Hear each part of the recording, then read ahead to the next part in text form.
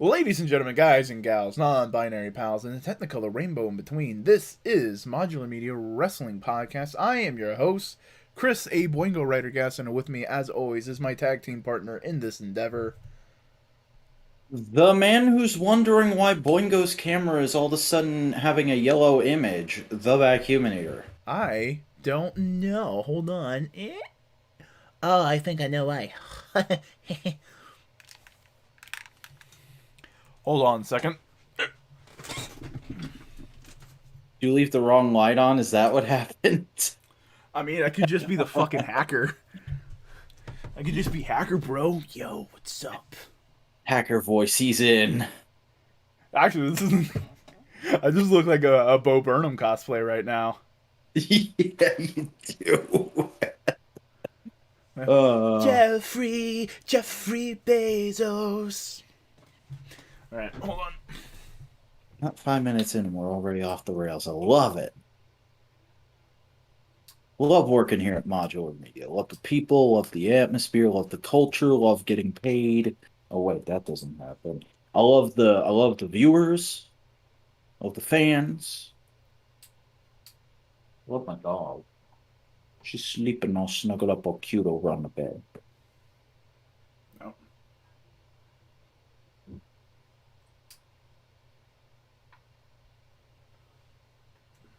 How many lights does this man have? I wonder. Let's ask him.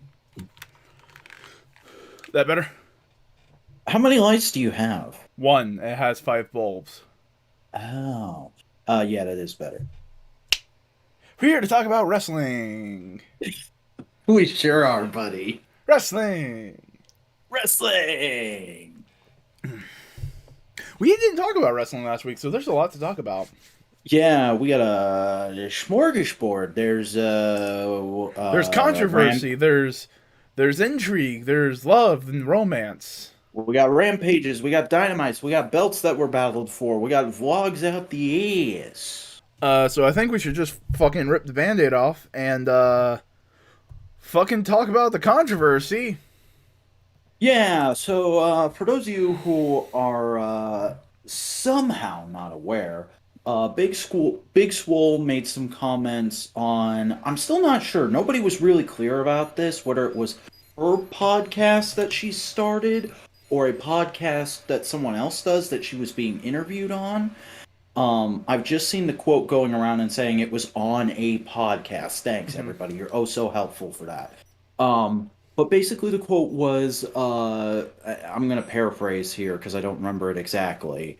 She said something along the lines of, "There's a huge diversity problem in AEW nobody's talking about. Um, they're still not pushing the women enough, and the black community isn't represented very well yet."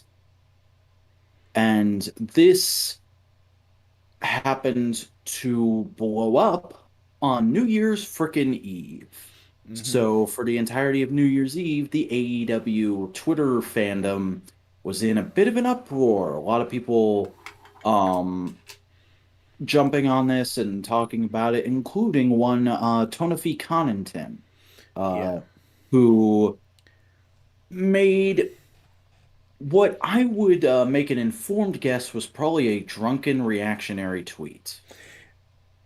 An understandable drunken reactionable tweet because like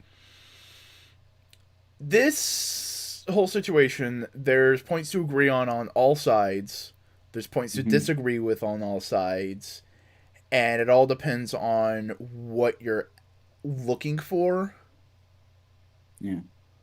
But Cause the thing that Tony said, and I want to talk about this specifically before we go into the actual issue. I'm sorry. yeah, Um, Tony quote retweeted an article that just said Big Swole makes comments about diversity issues in AEW or something like that.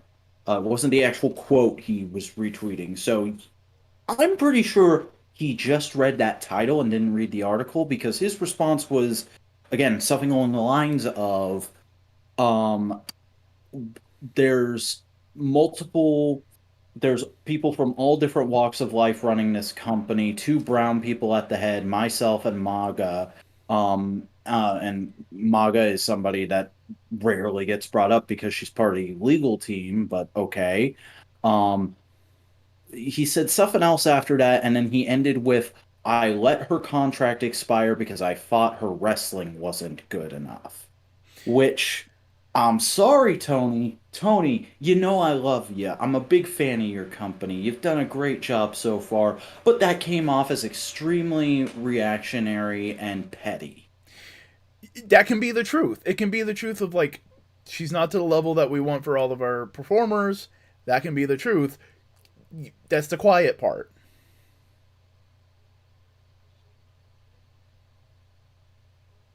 Hmm. You don't say that part out loud. Yeah. But there's the other aspect that people have been talking about, which has kind of led to a bigger conversation about all of this, which is diversity within AEW and how you frame it. Because if you frame it a certain way, places like WWE do have more black performers who are often in major storylines more often. Hmm.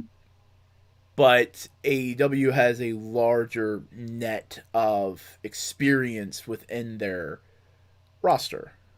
And they also have a lot more walks of life besides just black and white competitors represented. And I'm not saying WWE doesn't, I'm just saying AEW tends to have a wider breadth than they do. Yeah. Um, And however, I do think it is a fair criticism that they could stand to have a few more black champions. And this was made before the end of the TBS title tournament, we should also mention.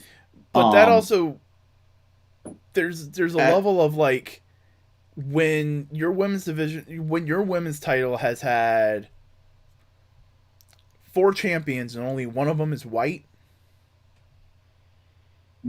like what's the diversity but then problem here? on the flip side, you're also looking at a male division where there's only ever been one black champion, and he was a tag champion. True. But all the black like okay, let me just say this. Everybody was going to WWE for so long they're wrapped up in there except white indie guys who were able to succeed on the independent scene. That's fair. However, I will also raise you, and I'm not like saying this is a problem in AEW. I'm just saying like I'd really like to see Powerhouse Hobbs get the TNT championship. Mhm. There's that, but there's also like it's also ignoring the many people in the men's division who aren't just white or black, i.e., are the numerous Latino and Hispanic men who are in the men's division are a major part of it. Hmm. There's a lot of Asian competitors within this country, especially in the women in this company, I should say, excuse me, especially within the women's division. Mm-hmm. I would argue that AEW has done a better job with its Joshis than WWE ever has. And you're talking to an Asuka stan here. Yeah, it's it's a difference in priority of what diversity is, which is it's a conversation to have, but it's also like it's the wrong like Mhm. that's the wrong language that AEW is speaking. It's also a conversation that is presently being had by two white dudes who are descended from Irish, Scottish, and French people. Right. Like there's a lot of weirdness there, but like let's put it this way: the AEW title has had the TNT title has had one white guy and one guy who is very ethnically white, Mhm. and the rest of them have been either mixed or Latino. Yeah, Because that's something that even I tend to forget. Cody's half Cuban. yeah, half Cuban. That's it. I was gonna say Puerto Rican for some No. reason. But then you have Sammy Guevara, who is Latino. You have Proud and Powerful, who are Latino. You have the Lucha Bros. Hmm. Like the biggest thing you could say is like, yeah, the tag division's pretty white, because of And, FTR and the Young Bucks. mhm. And like, as much as it pains me to say this, and as much as I know this could potentially make me look like an asshole for saying this, because I am a big Swole fan and I understand the kind of context that comes with saying this about somebody making comments like this. There's a part of me that almost wonders, is she just making these comments as a way to stir shit up so that people will still keep an eye on her name? Because the last time she was on AEW TV in a major way was when she was feuding with Britt Baker, and that was pre-champion Britt Baker. Mm-hmm. And again, it was said right before Jade Cargill was crowned the TBS champion, and everybody was going, "Is this a way to diminish her championship?" Mm-hmm. Of like, if she doesn't win, then she's proven right, but if she does win, then it's tokenism. Yeah. And like, even saying that, like, I can understand because there's no way for us to know why Swole said this unless she gives like a shoot interview in 20 years. Mm-hmm. But I could understand making those comments for that reason, especially if she maybe feels that like she got passed over in favor of Jade Cargill, because they are very similar wrestlers, with the difference between them being that Jade is tall as fuck and has a bit more defined and tonedness to her muscles. Yeah, and like, realistically, when you're in a performance field like this, that's an important aspect. Like, there's a reason Wardlow is where he's at right now. There's a reason why Luchasaurus is presented the way he is. If you have Yeah. the aspects to be presented that way, you're gonna be presented that way. You are a tall Amazoness built woman. Yeah, you're gonna be Doesn't present, matter if you can't wrestle. and she can And I'm wrestle not now. She's like, she has She gotten can better. wrestle. It took a long time for her to get there, but when Mm-hmm. she first got there, she was being put over as a big deal the first time we saw her, and she couldn't wrestle that. Yeah, Whereas Swole has always been able to wrestle really well, and that's why I would say even now, even with these comments made, as a prof, looking at her as just a performer, I'm still more a fan of Swole than I am Cargill. I will say this as a Marvel fan, Cargill really won me over this her last match. So I'll bet. yeah. But like, there's a large variety of aspects of this too, because there's also a large aspect of like, this is just talking about racial diversity. There's a large aspect of LGBTQA diversity within AEW that is never spoken about, but is a major part of like their I mean, internal identity. correct me if I'm wrong, but I'm pretty sure AEW is the only major wrestling company to have a transgender champion. Other companies have. Um, I know Like, some I'm sure indie. it's happened on the indies plenty, but I Yeah, don't know indies. about like major companies that a lot of people follow. Who's the trans Joshi that was in? Did some matches in AEW that we really liked. I can't remember her name. She was in Stardom. I know who you're talking about. Mm-hmm. I can see her in my mind's eye, but Yeah, I yeah, don't yeah. remember her name. But like the Penny. yeah. But the second women's champion was an indigenous trans woman. Like, Mhm. that's a social justice warrior fucking bingo card that pisses off all the angry white boys. You know? Yeah. I mean, how often on subreddit do you hear that like there were people chanting transphobic shit at Nyla these days at Exactly. shows?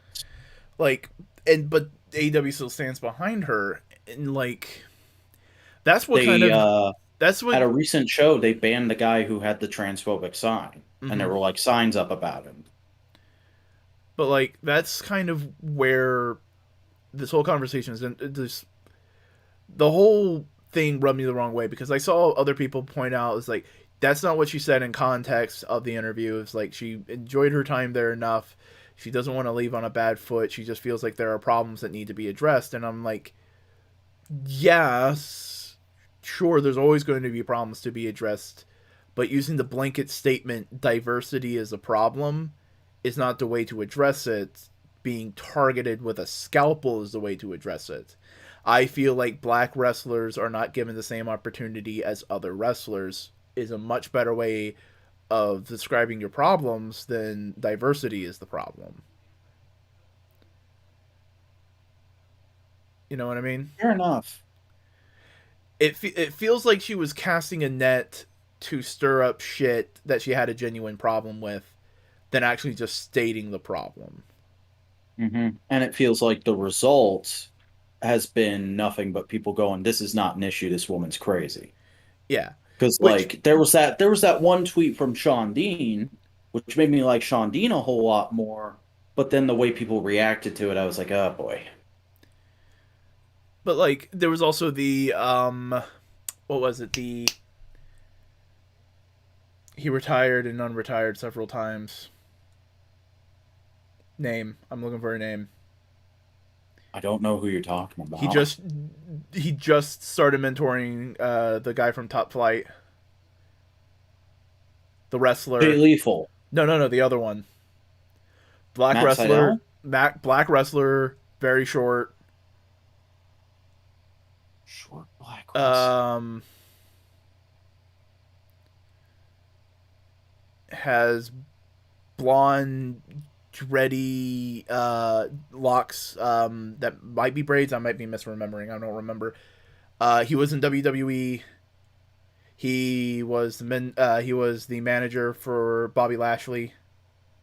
Oh God, what's his name? I know who See, you're talking. Leo Rush. Leo Rush. Leo Rush made a very also reactionary tweet, Leo and Rush had a fucking meltdown over Tony's tweet, and apparently they had a private conversation about it. yeah, and then he went like, "I understand what Tony was trying to say," and basically was like, "Boss Man was trying to say a thing. He was out of line.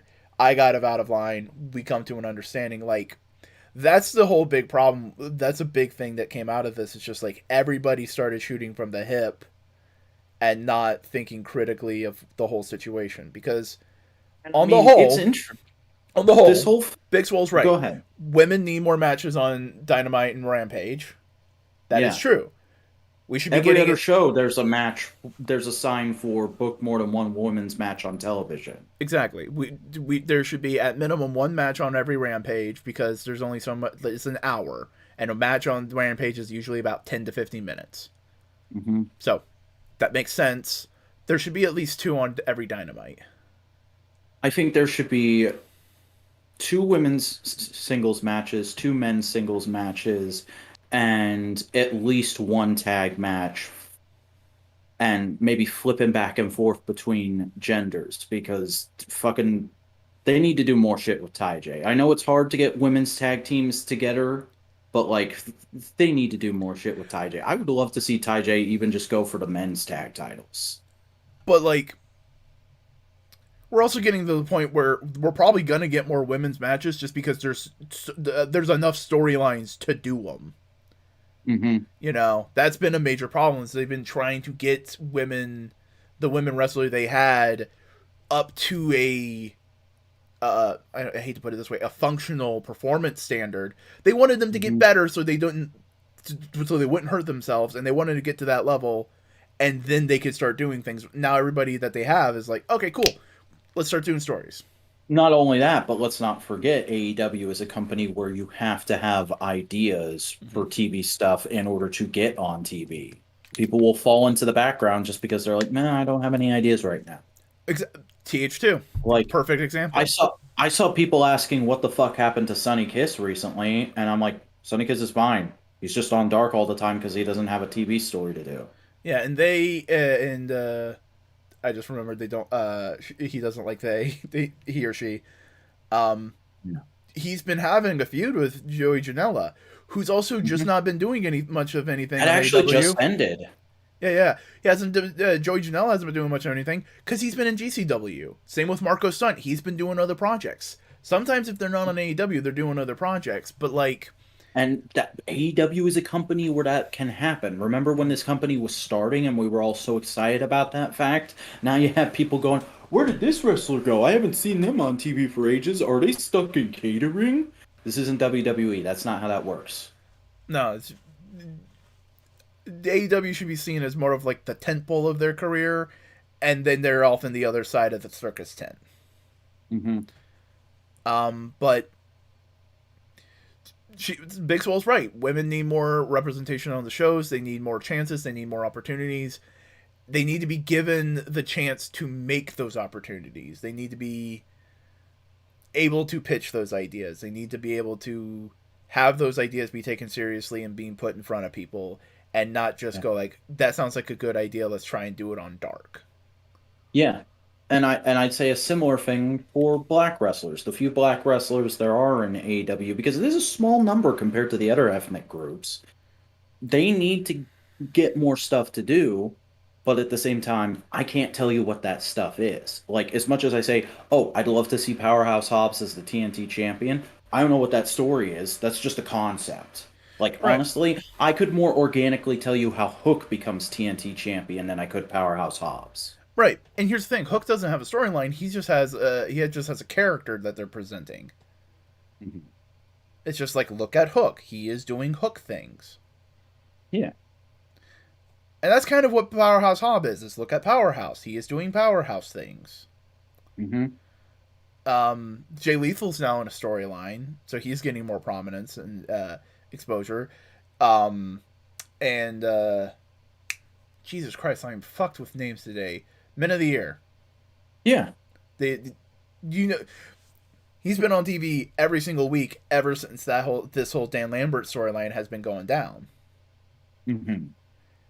Now, is it the most prestigious storyline in the world? No, Yeah.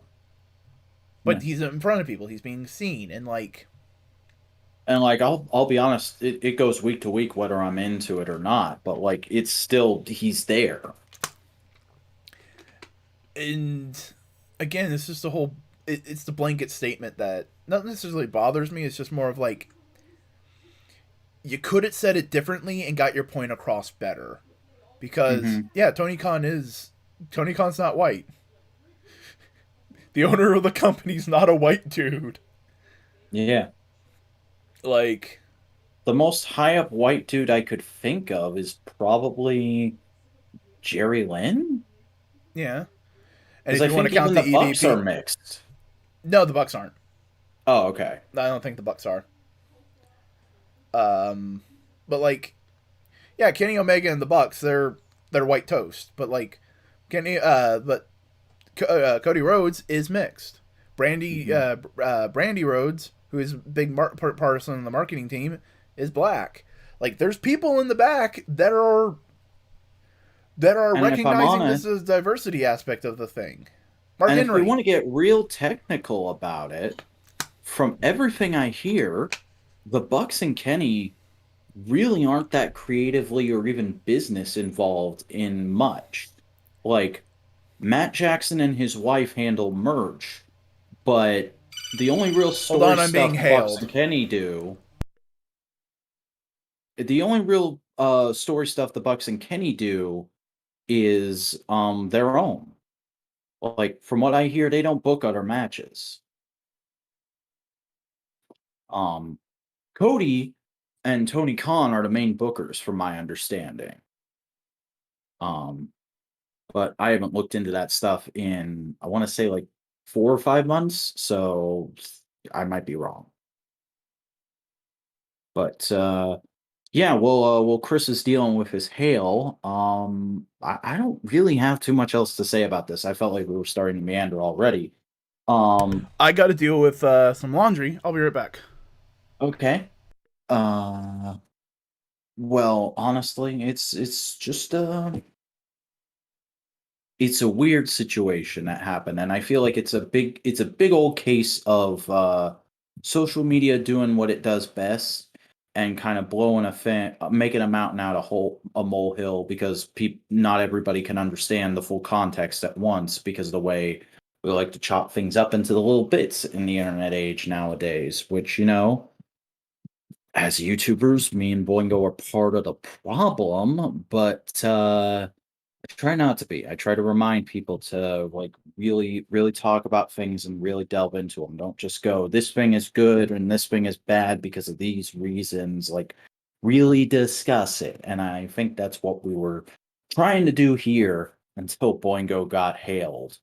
Um, So hopefully there won't be too much dead air now, because I'm kind of out of things to talk about. Does anybody want to see my dog? Does anybody want to see my dog sleeping cutely on the bed? Look at her. Look at that little angel.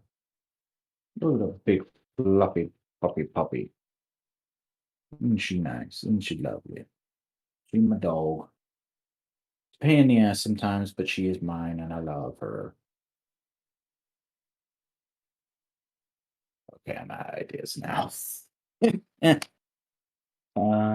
Not much happening in the chat tonight, so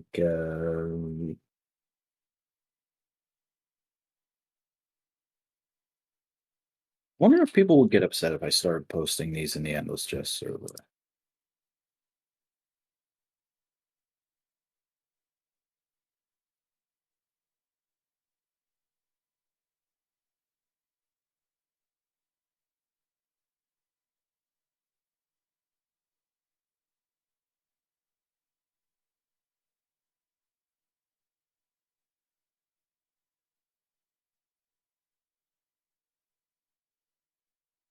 Hey, sorry about that.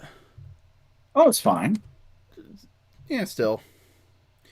But did you say the last piece? Yeah, just basically, I felt like we were already starting to meander, but I did want to like kind of cap it off by saying, I feel like this is just a classic case of social media making a mountain out of a molehill because not everybody can understand the full context of the thing due to the way social media works. Yeah.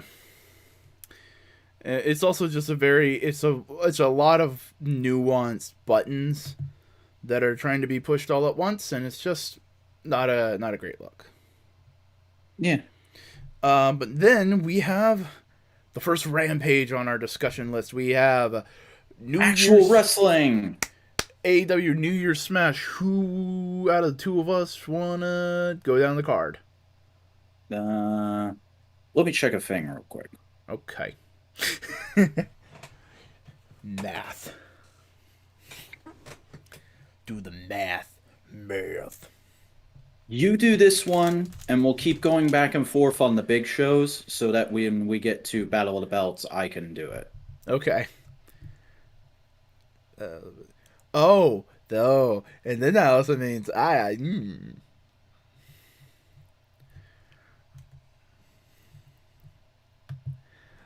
But for You eight, have the cart. Okay, there you I go. have the card. You I have paused, to. so I I was have to wondering. make the slideshow not full screen anymore. Okay. Just read the card, please. AEW Rampage 12/31/2021 New Year's Smash from Daly's Place in Jacksonville, Florida. The first match on the card is Darby Allin with Sting versus Anthony Bowens with Max Caster. Allin pins after a coffin drop. After the match, Andre El Idolo confronts Darby, allowing the Acclaimed to start a beatdown. A technique by Taz on Hook. Penelope Ford and the Bunny versus Tay in a street fight. The Bunny taps in a barbed wire Queen Slayer. Danielson v. Page video package. And All Ego Ethan Page with Scorpio Sky versus Dan Lambert. I read the verses wrong. And Dan Lambert versus the American Nightmare Cody Rhodes with the enforcer Arn Anderson for the TNT Championship. Rhodes pins to retain after a Tiger Driver 98. I think honestly, the big thing to talk about with this show is definitely the street fight. I'm kind of shocked that that wasn't the main event for how intense it got and how much they fucked up that ring. Yeah. But it's an old school thing. Put the champions on last. Yeah. And I mean, they did heavily promote this show around the TNT Championship. They had done that for 2 weeks in a row with Rampage. And it makes sense because at the time they were trying to get people very hyped up and invested in what is going on with Cody right now. And then a thing happened, which we'll talk about in a minute. Yep. But Just going that through w- it. It was a good show. It was a fun show. it was a solid show, I'd say. I think the championship match was kind of lacking. Not Yeah. Cody's best work, but it was okay. I think it's just because they're both very.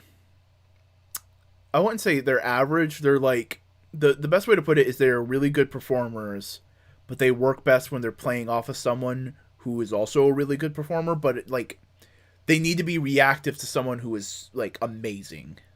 Yeah. Um, and then the Darby match was a Darby match, honestly. It's a Darby match, but there's fun in Darby matches. Also, the Acclaimed are always great. Um, Yeah, and the fucking beginning of Andre El Idolo's current character. Can I buy the boy? I want to buy the boy. Let me buy the boy. boy. How much money for the boy? He starts coming out in Kratos cosplay. Boy. I see. I was thinking more of like evil Batman. I will buy my Robins from the orphanage. You don't buy Robin. You don't buy orphans. You adopt them. How much is an adoption? Don't worry about it, Bruce. Okay. Um, Technique on Taz on Hook was cute because it's his dad hyping up his boy. Yeah, it was great. It was adorable. That was honestly a highlight too. That was good. I like that. But yeah, Penelope Ford, Bunny, TJ, and Street Fight. Fuck, just make the women's division a hardcore division. I think all the problems disappear. That's fair. That's fair, honestly. Because what we've had Thunder versus Britt in this match, Both certified bangers. certified bangers, certified classics at this point. Good classics, even. Yeah. But it's just really good, really solid. Um,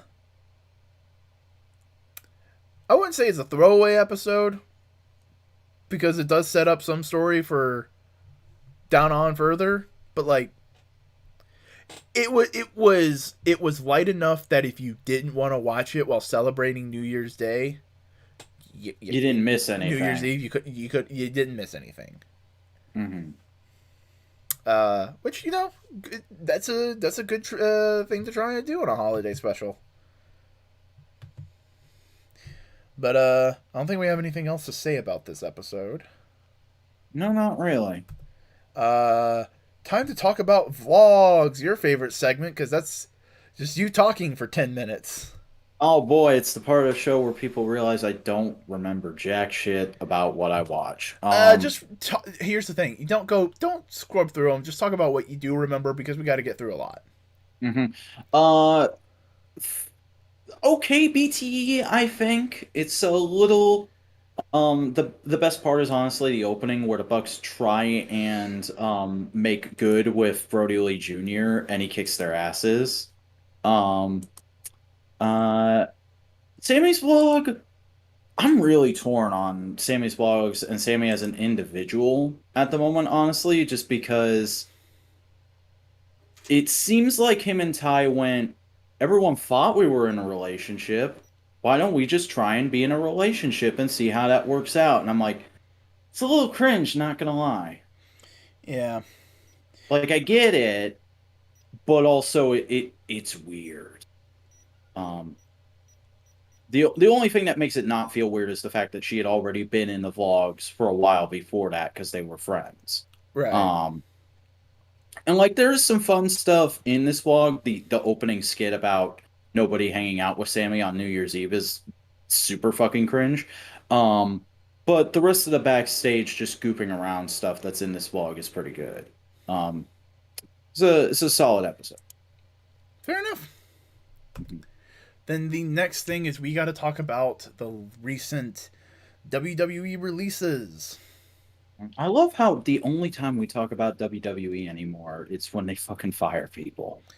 I mean, it's the only time we're interested because we go like, that guy, you're getting rid of that amazing piece of talent, such as William Regal. They fucking yeah. They fired William Regal, Road Dogg, a bunch of other NXT creative people that worked under Hunter, and Samoa Joe. For the second time. Yeah. Basically confirming that Vince started to have a problem with Hunter's version of NXT, and so as soon as he could, he got his hands in it and changed everything. Yeah. Which I mean, on the one hand, fair enough. It's Vince's company. He needs to make the developmental brand that works the best for that company. But on the other, god damn it, that was the thing wrestling fans like the most about your company, Vince. Yeah, it here's the best way to think about it. It's an old man driving an old classic car that uses a carburetor. I'm using a weird analogy, but follow using carburetor. I Then mean, you've lost me already, but go ahead. his son comes in and replaces it with a fuel injector and goes like, "There you go, Dad. It's 10 times better. It'll work better. It's more reliable. It can get you faster. It does all the things you need it to do." And the old man just goes like, "But I liked my carburetor. I want my carburetor." And he just rips it off without a care and puts the carburetor back on. The carburetor's worse. It doesn't do everything. It is old technology. It's not good for the car. It just makes the car slower. It makes the car does all this blah blah blah. He doesn't care. It's what he knows that what is what he likes. Mhm. NXT Um, was the fuel injector. 2.0 is a carburetor. yeah. Uh, I do want to give a big, like respect to William Regal though for fucking getting on Twitter and being like, "Yo, I worked there for like 20 plus years. Don't say any shit about them for firing me. I enjoyed those 20 plus years and I'm glad I had them. Like consummate professional. You gotta give a nod to that." Yep. Part of me thinks Mojo's just retired from wrestling. He's gonna do backstage work wherever he goes. Yeah. Not to say that he couldn't wrestle anymore. I just think like Joe seems like the kind of guy who goes like, "All right, I'd rather keep my body as well as it can be for the rest of my life than risk it for much more." Honestly, though, I would be so fucking psyched if he went to AEW to do commentary on any show. I'd start watching Elevation if he did commentary on Elevation. Yeah. Um. Then we have Road Dog, which there's problems to have with Road Dog because Road Dog was the man who did say wins and losses do not matter. Yeah, Road Dogg's not a great man. He's got some weird opinions about wrestling, but he's also done a lot to help out talent over the years. Like one example I'll give perfectly. Do you know how Zack Ryder got to win the Intercontinental Championship at WrestleMania? It was Road Dog. It was Road Dog suggesting it, wasn't it? Yeah, and it was because Ryder, when Ryder found out there was an open spot in the match, he said to Road Dogg, "Please put in a good word for me. I just want to hear my theme played at WrestleMania." Yeah, which you know what, that's a fair enough assessment. Hmm. I'm trying to remember who else was Cam because those are like the three big names: is Regal, Road Dog, and Joe. But it is a lot of like people you wouldn't know because they work behind the camera and always have. Yeah. Um, but hardworking people who have always been with the company, and it sucks that they've lost their jobs. Actually, no, not all hardworking people who have always been with the company, because I remember Meltzer specifically saying somebody had just joined Hunter's team, moved to Florida, and their daughter was in her first day at their new school when she got fired. Ooh, Yeah, that's no. that's fucking bullshit, That's honestly. a level of worker rights violation. Mhm. That person's got grounds for a lawsuit, I think, but that's not for us to speculate on. I'm sorry. Um, I would not be surprised if Regal just says, "I'm done. I'm doing cons from now on, and maybe a few more appearances for WWE if they ask me, but I'm not going anywhere else." Um, like I said, I would love to see Joe pop up on commentary for AEW somewhere. I would love to see Joe wrestle literally anywhere. Um, Road Dogg, I would not be surprised if he gets back in the ring for one last run with Mr. Ass, especially considering him and his kids are having problems at the moment. Mm-hmm. Yep. And that would also break Austin Gunn's heart because Road Dogg is his favorite member of uh, I Degeneration didn't know X. that. That's No, hilarious. no, do you remember that was a bit in BTE? Wait, what episode was I don't that? remember the episode number. I just know it was a bit in BTE. Oh my gosh, I'll have to. I gotta refresh myself anyway when we do the summit. Yeah, true. Shame that people have to get fired from their job. It's NXT. I saw the awesome spicy meatballs, drippy.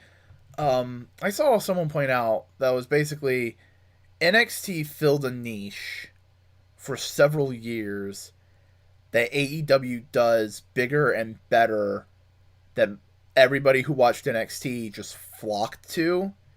And so gold and yellow, Yeah. black and gold NXT was just kind of doing nothing, and it wasn't doing what they wanted anymore, which Hmm. was be that internal thing. So they were just like, okay, let's Because just make it what we need it to be. and remember they burned a lot of us out. And I'm speaking specifically on a personal level. They Mm-hmm. burned a lot of us out when they were trying to go head to head with AEW because they put on takeover card after takeover card on TV, and like that's not how you keep people invested. It's too much all at once. It's too much of a good thing. Yeah.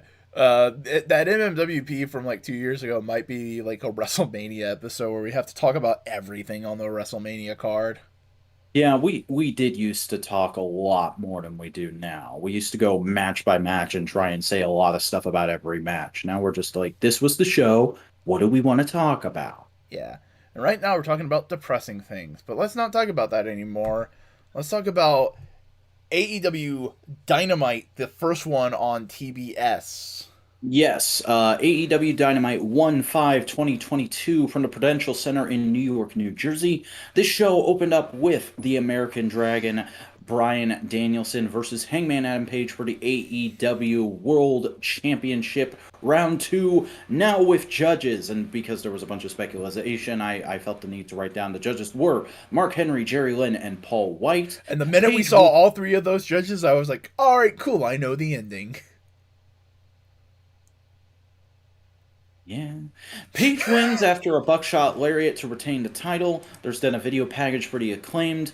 After that, we got MJF versus Captain Sean Dean. Dean wins via DQ thanks to CM Punk running down. After the match, Punk and MJF have a promo off. Then we got a Cody Rhodes versus I wrote Cammy Guevara. Sammy Scammy Guevara. Guevara. Yeah, it was a Cody Rhodes versus Sammy Guevara video package. Then there was Chris Jericho having an in-ring promo. Adam Cole and Red Dragon had a backstage promo. Mr. Mayhem Wardlow with Shawn Spears took on Antonio Zambrano. Wardlow pinned him after 5 power bombs despite pre-match interference from Spears. We got an update on the Layla Hirsch and Chris Statlander feud.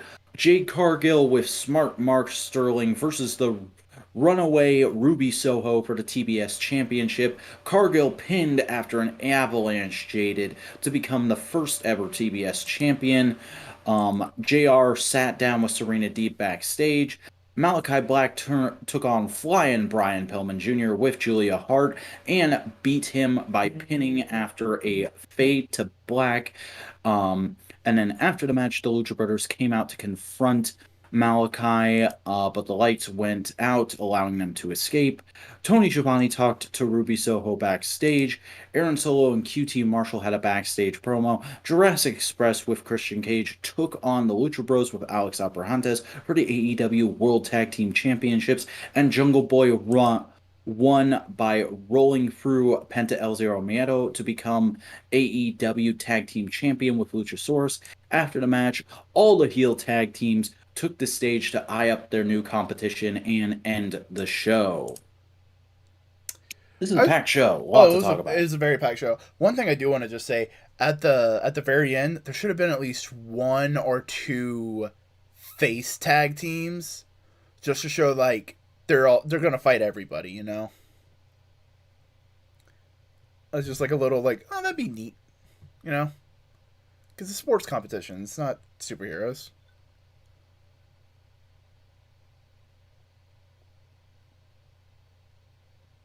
I'll be right back. I just found out I have to take care of something. Oh no. Um. Well, V Dog's away. Let's just let's just go through the whole card, I guess, and kind of give my brief thoughts, and then we can discuss it when he gets back. So first things first, American Dragon, Bryan Danielson, Hangman Adam Page, phenomenal thing. I loved it, absolutely adored it.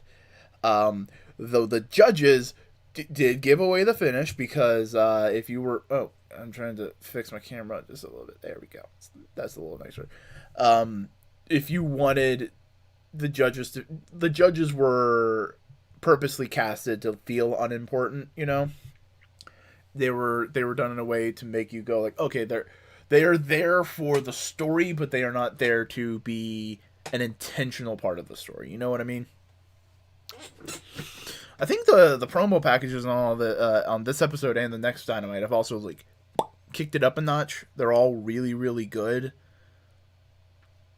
I'm trying to think of what else we can talk about while the V is gone from this realm. In the meantime, I'm gonna check a thing. Because I saw a thing earlier on my notifications of stuff, and I would like. Yeah. Yeah.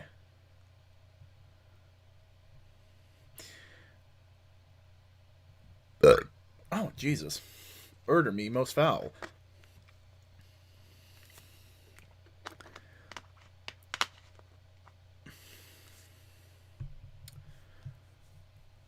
Because here's the thing. Anything I want to say, I would want to say to Vac to kind of prompt conversation to get his thoughts and opinions on these things as well, you know?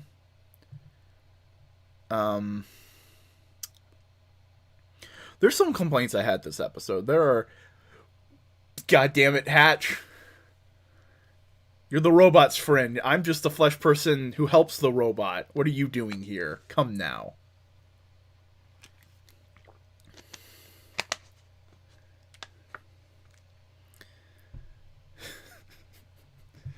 It's a little surreal because this is just the wrestling podcast where you just talk about grown sweaty men slapping each other and holding each other till they fall asleep.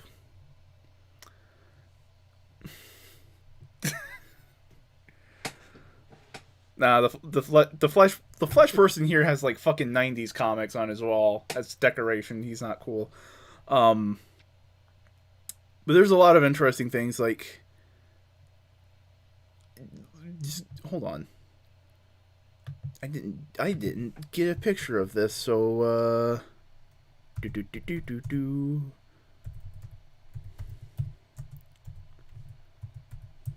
Are you fucking talking about comics again? No. Kind of. That's Not really. we do that on Sunday, sir. No, we just have a non-binary cryptid in the chat, so Oh, hello, Hotch. no, I was trying to talk about the card, but I wanted to talk about the card with you because of conversation, and so I was going like, no, that's a point I'd like to make with Vac, so he could comment on it. And it's just like this is, huh, I've been putting a lot of pressure on Vac with this kind of thing whenever I leave. Yeah, how about that? I enjoyed Danielson versus Page 2 a good bit more than the first one. However, I was kind of annoyed with the finish. I'm not gonna lie. Here's the thing, I'm fine with the finish because it was a definitive like, yeah, no, he can beat Bryan Danielson. He is good enough to do that. And I get it. I get that that's what they're going for, but also I'm like, but you could have made us wait even longer for that. True.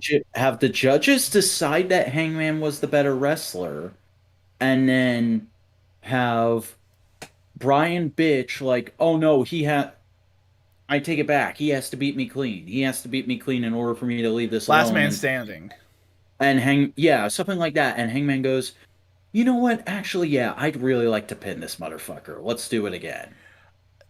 I think the reason why it just is so soon is they just wanted to have a big match on the first episode on TBS. You know, Oh, that's definitely what it is. And God they just forbid kind they of hot shotted continue it a on. little bit.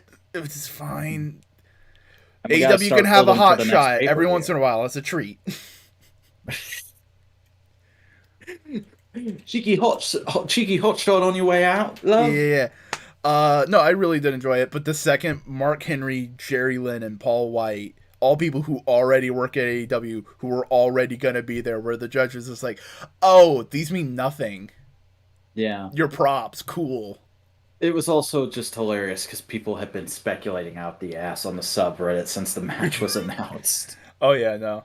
Guys, what if Ric Flair is a judge? AEW's not gonna touch Ric Flair with a 10-foot pole now. What the fuck you talking about? Exactly. Andrade's gonna be talking like, nah. Are they even still together? Yeah. They're still together? Yeah. Yeah, they posted a photo on New Year's Day. Okay. Andrade Idolo is not dating Ric Flair. He's dating Ric Flair's daughter.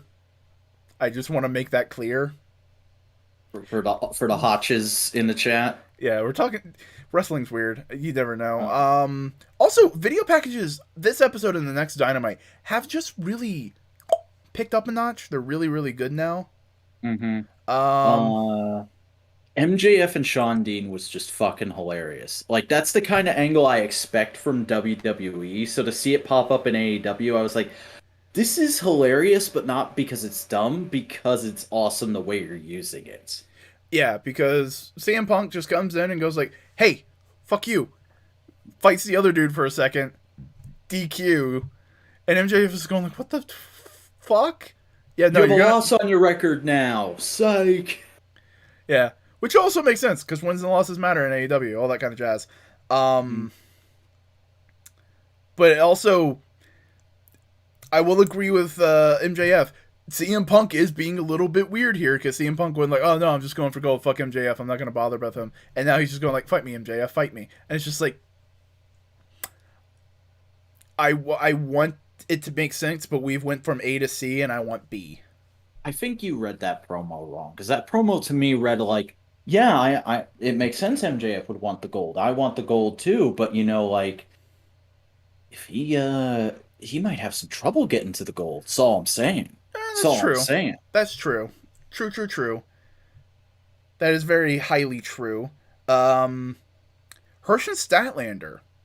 That seems to be picking up as a good I fucking want to little. be invested in this feud, but I don't know. The updates just weren't doing it for me, and I got things to say about the promo from this week's Dynamite. Okay, fair enough. Uh, Jade Cargill, Ruby Soho. Is good, not great, but good. Fucking popped like you would expect for Jade's gear. Mm-hmm. And good for her getting that win. It's amazing how much they're betting on her right now. Yeah, because Jade was doing a cosplay of Storm. Hmm. I mean, that's 90% of her gimmick is that she looks like Storm. Yeah. And But the great thing about looking like Storm is Storm has had so many fucking costumes. You could do a different Storm themed gear every pay-per-view for the rest of your life. true. Um, but also Ruby Soho's jacket was cool too because it had that little Sex Pistols joke, "God save the bitch." Yeah. Um, because Jade Cargill's self-proclaimed nickname is that bitch. Yeah. And now the belt is called That Bitch Show.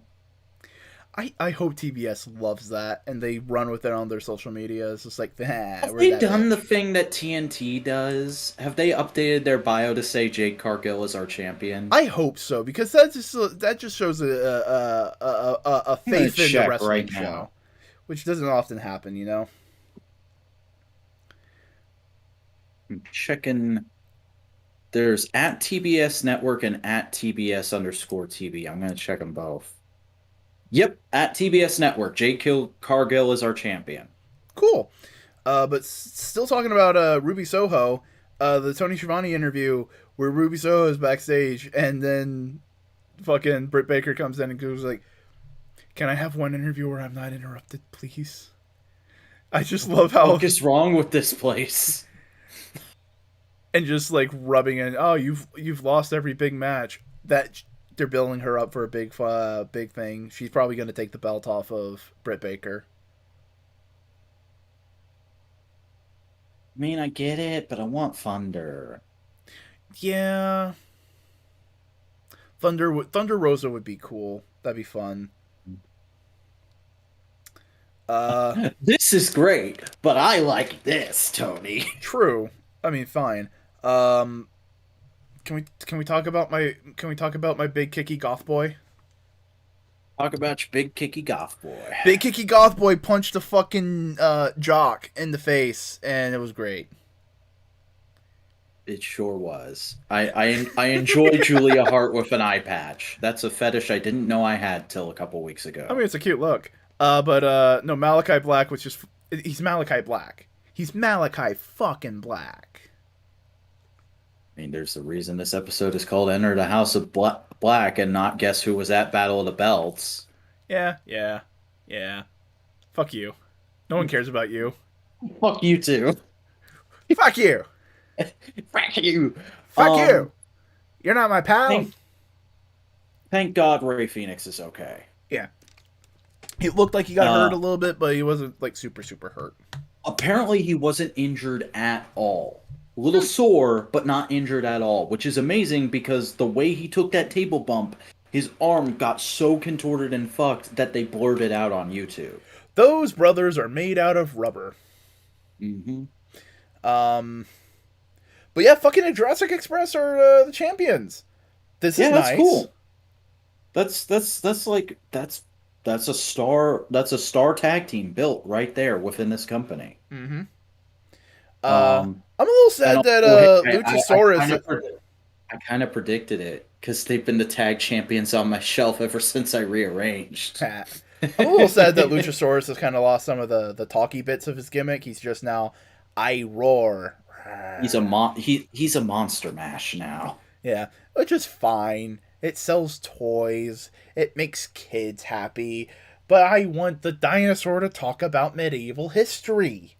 Yeah, me too. But I think their mentality is because Jungle Boy has never been great at promos. They've almost always had it be someone else is talking for him. Before Christian showed up, it was Luchasaurus, and now that Christian's here, it's like, well, Christian can talk for both of them. It's fine. Yeah. And it does build the mystique around Luchasaurus. But also, Jungle Boy's been getting better at promos. He's been working at it. He's had some solid ones. Other than that. QT Marshall being the bowling shirt dad again, coming in, going like, hey, fuck you, kid. My kid's gonna fight you. Classic QT. Classic QT. Also, fucking just Wardlow has been getting so good the last couple weeks. I have things to say about last night. Wardlow, this year's Batista. I hate you for being right. Mark my words, in 10 years, Wardlow's going to be fucking starring in a DC movie as a D-list character that no one cares about, and then everybody's going to love after. No, fuck you. He's the MCU's Colossus. He's not Russian enough. You can learn an accent. Sure. Plus, like... But Miro's right there. Sir, have you read this week's Dark Ages? No, I haven't. Colossus is in it, and I swear to God, they just traced screen caps of Wardlow. Is it Big Beardy Daddy Colossus? Nobody has a man bun. Fair enough. I mean, Colossus in the X-Men right now is just fucking, oh, daddy? Sorry, daddy? Sorry, daddy? I mean, was that not Kitty Pryde's entire character for years? You're not wrong, but the beard helps. The beard... Without the beard, you see Kitty Pryde and you go like, yeah, that's understandable. With the beard, you go like, oh damn, now I understand it. That makes sense. It connects now. 1 and 1 equals 2. Is there anything else we should talk about with this show?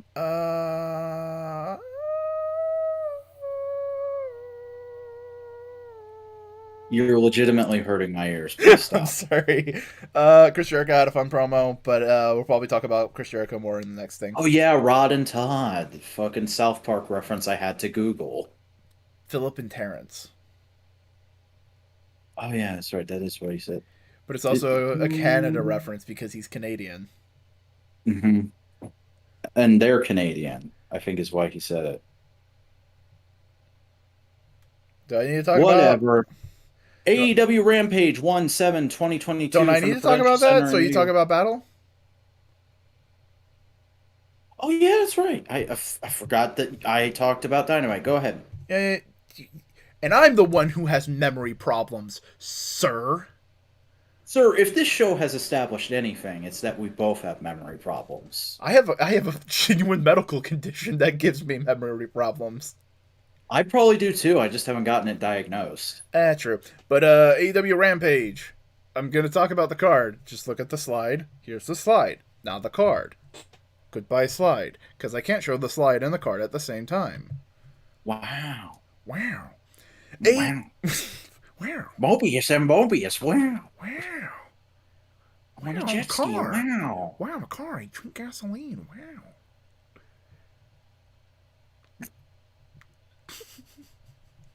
Fucking hell. What happened on this show, Christopher? AEW Rampage. The first month of the year on the 7th day of the year 2022.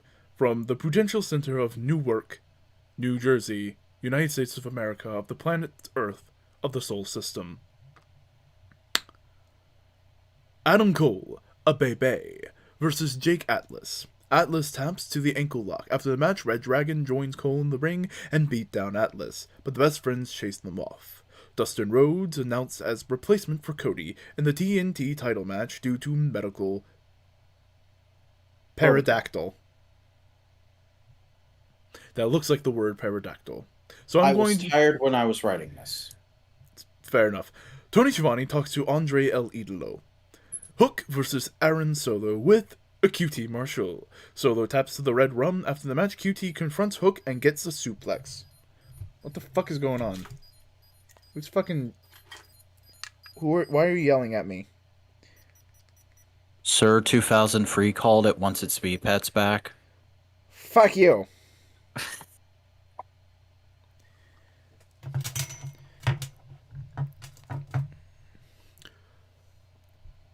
Hook and gets suplexed. Ricky Starks announces Matt Sydal will be challenging for the FTW title at the Battle of the Belts. Ford and Bunny versus TJ recap. Dan Lambert and Men of the Year backstage promo. You skipped a match there. The Runaway Ruby Soho and Riho versus Dr. Britt Baker, DMD, and Jamie Hayter with Rebel, not Reba. Riho rolls up Hayter. Eddie Kingston, Santana, and Ortiz versus Daniel Garcia and 2.0. Santana pins Jeff Parker after a discus lariat. After the match, Lee and Garcia keep the fight going, but are chased off by Jericho. I feel like you stretched that out just to torture. Probably. I liked this show. Thought it was pretty good. Mm-hmm. Can we talk about the elephants in the room first? Your boy had to not be your boy? Yeah. I won't lie, I was really upset when I watched this. Hey, you got the second boy. I love Dustin. Dustin is so good, but like Cody's my favorite. Mm-hmm. I was gonna get to see my favorite person. The world gave me a beautiful gift and then it took it away. It's enough to make anyone dangerous. Imagine what it would do to me. Doctor Who quotes. Woohoo.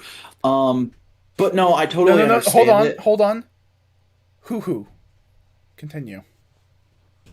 But no, I totally understand why this happened because for those of you who don't know, Cody posted an Instagram story earlier in the day, basically reminding people to get vaccinated and warning that, uh, basically reminding like, hey, even infants can get this thing. It's fucking dangerous. Get your vaccinations. And it's like, ooh, did he have a scare? And then this announcement comes, and it's like, oh, he definitely had a scare. Like either someone at his kid's school, or like his nanny, or some shit like that. Somebody in his contact circle got COVID, and that's why he had to pull out, Yeah. and why he's coming back so soon because he'll be back next week. We know. Yeah. It was just it's a scare. It was shit, but like everybody's be on the up and up. It's good. And fair play to Cody and AEW in general for making the right call to pull out due to the scare. Mm-hmm. Also gave Dustin Rhodes a really cool match. Yeah, which we'll talk about in a bit. I loved Cole versus Jake Atlas. Oh I yeah. didn't. I'd never heard of Jake Atlas before that day, but now he's like, "Ooh, got to keep an eye on this boy," because he had a great match, and even though it ended in what looked like injury, it was still overall a wonderful piece. And he said on Twitter, like as soon as the match aired, uh, yo, my knee is fine. I just tweaked it. I'll be back in the ring before anybody even remembers that this happened. Right. But it was good. A good match. It was fun. Mm-hmm. The DQ no DQ match was fun too. It was really good. Yeah, it's pretty good. It's always fun to see Eddie Kingston get fucking unhinged and just go wild. Yeah, that's what he does best. That's the Eddie Kingston way. Yeah. Also, it's fucking hilarious seeing QT get suplexed by a kid half his size on TV. Yeah.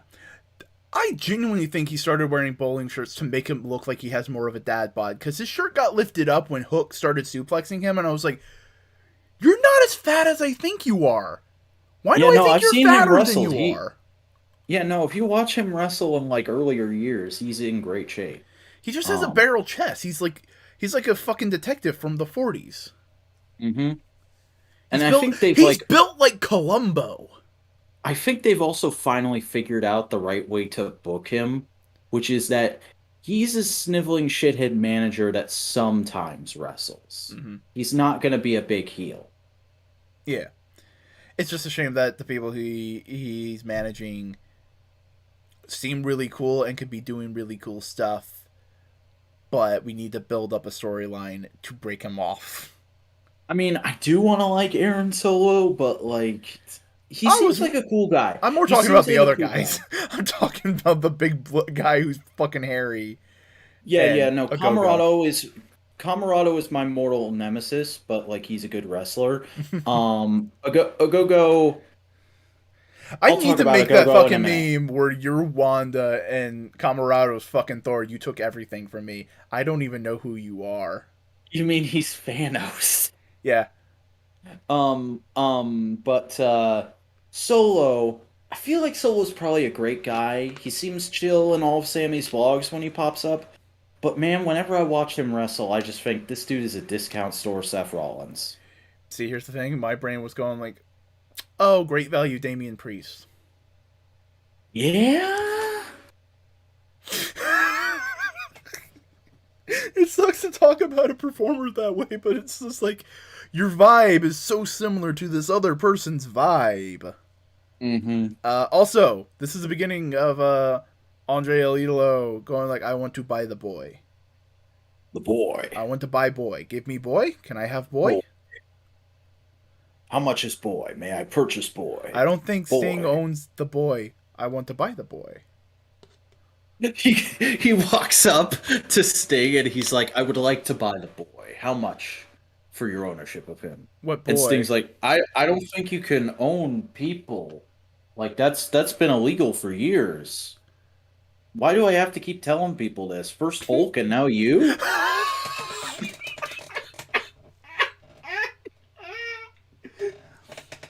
Fucking hell.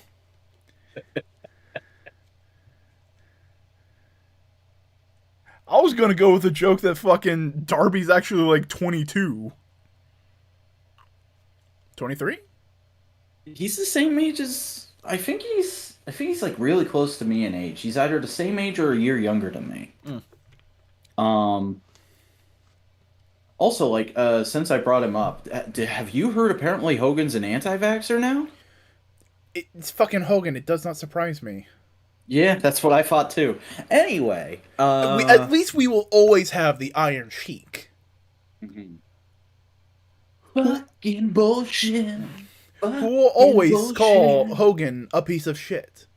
Mm-hmm. He knew the truth before any of us. Find somebody who loves you as much as the Iron Sheik hates Hulk Hogan, and you will never have a bad day of your relationship. So I'll forever be lonely then. My love quest continues on. I don't know what you're going through. I'm at home 24/7 and I don't talk to people. Well, whose fault is that? My crippling self-anxiety. Exactly. You need to kick that thing's ass. Uh, the women's match was fine.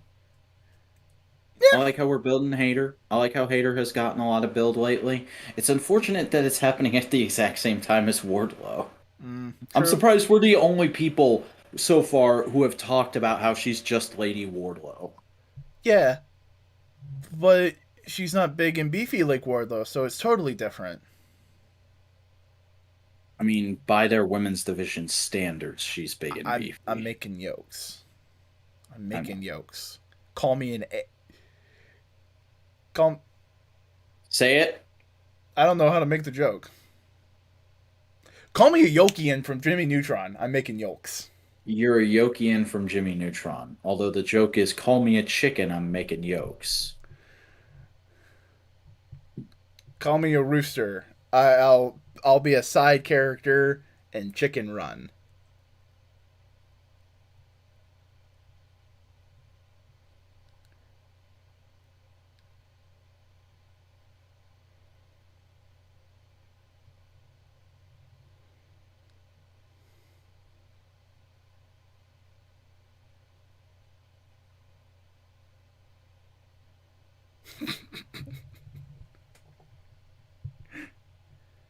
You good? So who's gonna post the modular cringe compilation to the subreddit? That's what I want to know, because I feel like that should be a thing by now. What are you fucking talking about? We're not cringe. We're based and acidic. We're based on being cringe. Um. Speaking of cringy things, I actually went to a wrestling show, everybody. Nice. How about that? I left the house and I interacted with humans. Oh, what cringe. Did you were you in a section with people who didn't wear deodorant?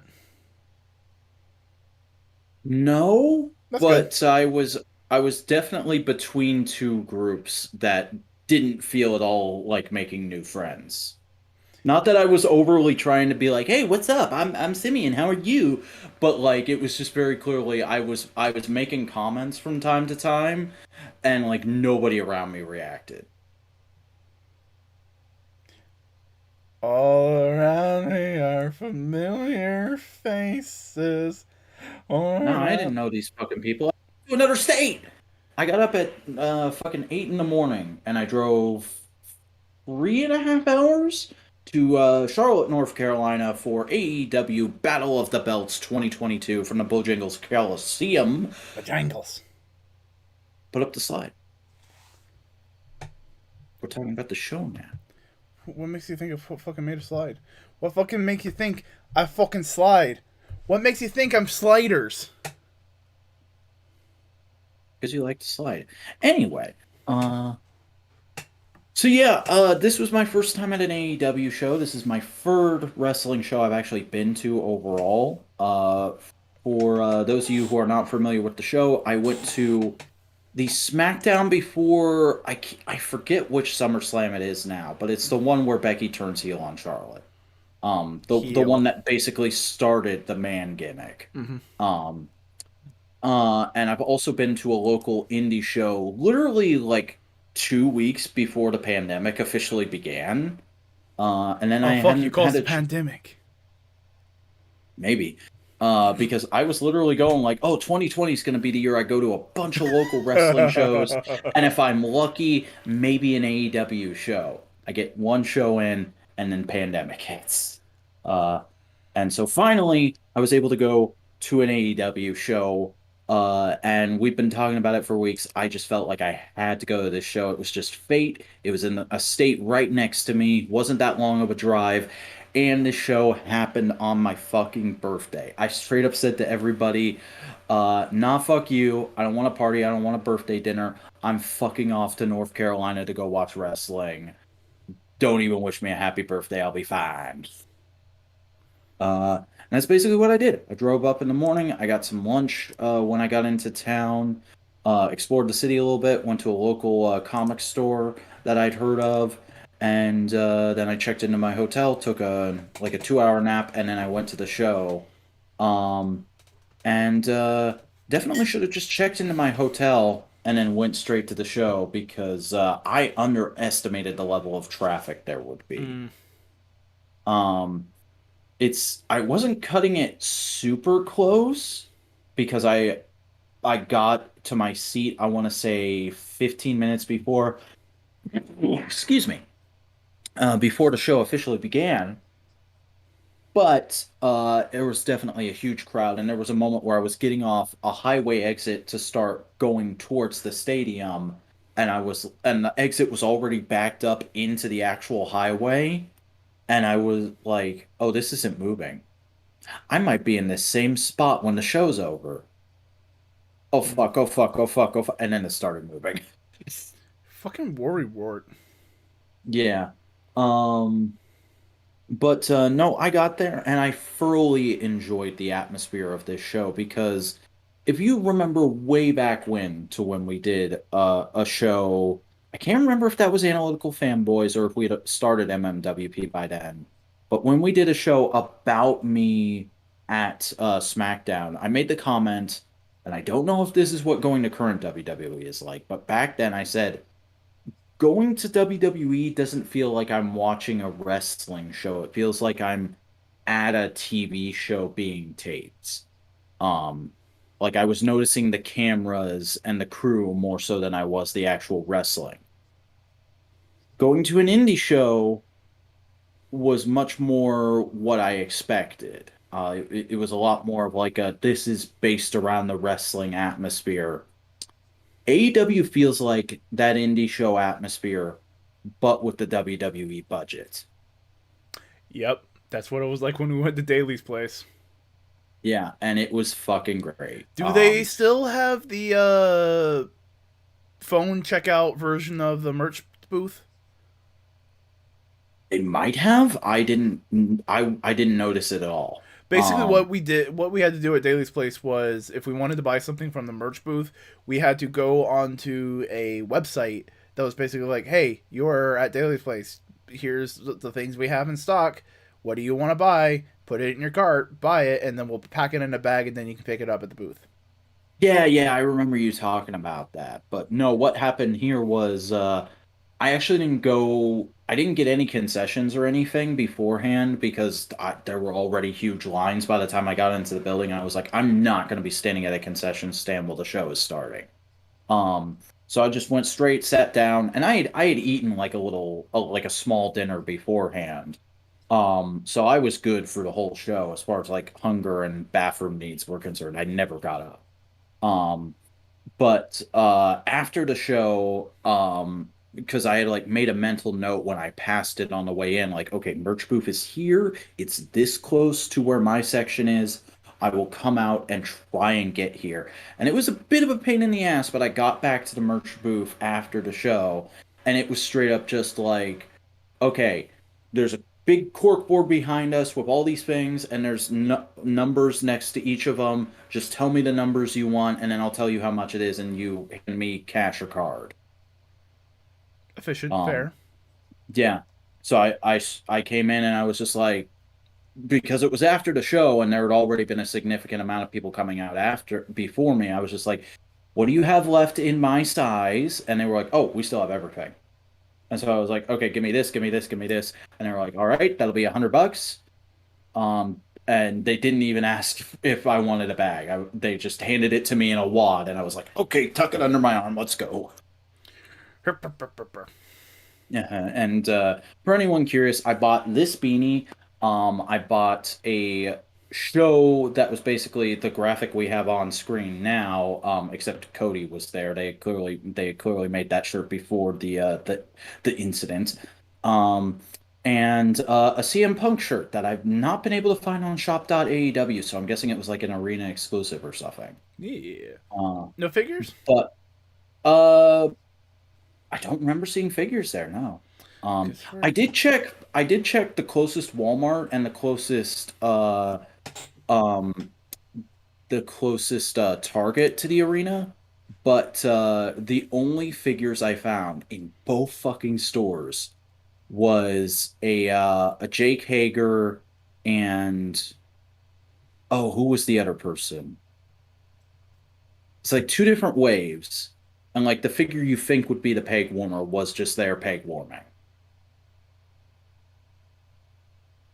Nothing new, nothing I was mm, looking for until I was on my way back the next day, and I went to a GameStop, and they had the first wave of Unmatched. So I was finally able to grab DMD. nice. Yeah. So I'm probably gonna pop her open tomorrow night. I got a Mm, lot of toys I got for my birthday the next day from family and whatnot that I've just been procrastinating on opening. So I'm probably gonna like take tomorrow to chill out and open some stuff. Um, but I did enjoy the actual show quite a bit because it was a really solid card that was kind of bookended by dark tapings. The dark that came out this Monday or this Tuesday, excuse me, was basically the entire dark matches that they shot at Battle of the Belts, but it was like I want to say 4 or 5 dark matches of varying lengths, and then Battle of the Belts, and then like 8 dark matches. mm. And the way they booked the whole show, it was like slowly rising up in like the level of stars you would consider to be on the card, with maybe a slight dip after Battle of the Belts, because it started off with Captain Sean Dean taking on a local competitor. And there were a lot of locals on this show, and I saw people wearing merch for these locals. So like there's a nearby independent promotion that they tapped, and people were excited to see them get featured on AEW. That's really nice. It's like seeing your favorite little local punk band open up for the big guys. Hmm. So there was Sean Dean versus a local guy, which I would consider to be like undercard. You only see these guys on Dark or on TV doing enhancement stuff. Um, And that's not any mark against Sean Dean. He's a good wrestler, seems like a great guy. Mm-hmm. He just hasn't been pushed at all. Anthony Agogo, he had a match against somebody I didn't recognize, and fucking. So I teased I had things to say about Anthony Agogo early on. Um, I do like his shtick, but goddamn if he isn't still doing the same exact shtick he was doing last time he was on TV. The oi, I'm British and I'm punch you in the stomach. Yeah, like literally, he did almost the same exact match he did every time he was on TV during the Cody feud. Mm. And it was like, this is good, but I'm shocked you haven't improved at all since the last time I saw you, because I've not been watching Dark. Um, then there was a match of Ty J versus a local female twins tag team, who were kind of like military goth looking chicks. And it was a legitimate, really solid, like 10-minute tag match. That's cool. Where everybody got their shit in and looked good. Wait, Uh, military goth. Are you talking like Black Parade? okay, so their outfits were they had twin braided ponytails, like the sports bra with the black mesh shirt over it, camo like cargo pants and boots. That was their outfits. Yeah, yeah. I'll have to look at them. And there was a guy in front of me wearing a hoodie merch of theirs. Um, so like they're apparently a big deal in North Carolina. So it was cool getting to see like their match. Like that was where the show really started to pick up. Was like, oh shit, they're doing a Ty J match. I'm excited. Um, North especially Carolina because and and sibling wrestlers who tag wearing mesh shirts. I'm surprised that it happened twice. but the biggest fucking pop of the night, in that whole stadium was Orange Cassidy versus JD Drake. Because JD Drake comes out and it's like, okay, enhancement match for JD Drake. That's fine. And then Orange's music plays, and everybody just lost their shit because nobody expected to get an Orange match that night. And he came out and he did a pretty standard but good Orange match, with some scuffle with the Men of the Year, or not the Men of the Year, the Wingmen. At least I'm guessing because there were two masked guys with JD Drake, and I'm like, is that just the Wingman guys in masks? I haven't seen any dark stuff in a while. What's going on here? But they had a scuffle after the match with the rest of the best friends. Um, so that was cool. Got to see that whole faction. Then there was a great Gun Club match where they came out and Austin immediately got on the mic and went, "If anybody chants ass, boys, I am not wrestling tonight." Or no, Colton and I are not wrestling tonight. And then we all do a big ass boys chant. And so they get in the ring, and as soon as the bell rings, Austin and Colton run to the back, and Billy's like, "God fucking damn it, boys. Okay, I'll win the match myself." And he beats up Free Guys himself. Um, and there were maybe one or two more matches that I'm not remembering from that portion of the dark tapings. There were more dark tapings after that we'll talk about in a little bit. But the main show, Battle of the Belts, the broadcast, was the Natural Dustin Rhodes versus Spanish God Sammy Guevara for the interim TNT Championship.